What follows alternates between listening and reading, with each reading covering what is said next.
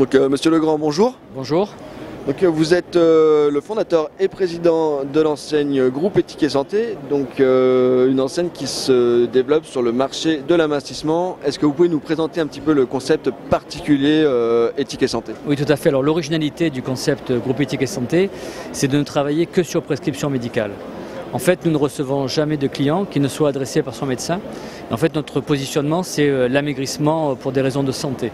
Et c'est vraiment un positionnement qui est unique et qui est original en France. D'accord, donc vous allez le quotidien d'un gérant de centre Groupe Éthique et Santé, c'est d'aller démarcher le corps médical. Exactement. En fait, jusqu'à présent, tous nos franchisés, quasiment exclusivement, étaient d'anciens visiteurs médicaux, directeurs régionaux issus de l'industrie pharmaceutique. Et donc, leur rôle principal était de démarcher des médecins, leur expliquer le bien fondé du programme qui est mis en œuvre pour faire perdre du poids durablement à leurs patients. Et ensuite, un autre rôle également important, c'est le management de la diététicienne, puisque chaque centre RNPC est composé donc d'un binôme, un directeur de centre et une diététicienne diplômée d'État qui prend en charge les patients adressés par les médecins. D'accord, un centre RNPC, vous dites? Alors RNPC, ça veut dire rééducation nutritionnelle et psychocomportementale.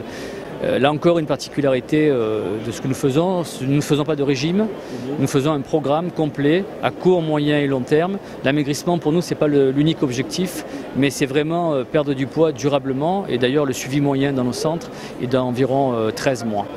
D'accord, donc vous avez une réelle approche santé, un suivi à long terme de vos clients. Est-ce que... D'ailleurs, la motivation principale des clients qui nous sont adressés par les médecins, c'est leur santé, puisqu'en fait, ils ont souvent surpoids avec de l'hypertension, ou surpoids avec du diabète, du cholestérol, de l'arthrose. Parfois, ils doivent être opérés par des chirurgiens orthopédistes pour se faire placer des prothèses. Et c'est la principale raison pour laquelle ils veulent perdre du poids, c'est pour des raisons de santé. D'accord, la santé. Quel type de profil là, vous recherchez pour ouvrir et gérer un centre Groupe Éthique et Santé? En fait, si vous voulez, tout profil qui possède des qualités commerciales, managériales, qui sont enthousiastes et qui ont quand même un tropisme marqué pour la santé, sont les bienvenus. D'accord. Il faut être issu du secteur de la santé, pas forcément? Non, pas obligatoirement. En fait, on a une formation qui nous permet finalement de former toute personne issue de quelque monde que ce soit, pour peu qu'elle ait les qualités intrinsèques initiales, bien évidemment.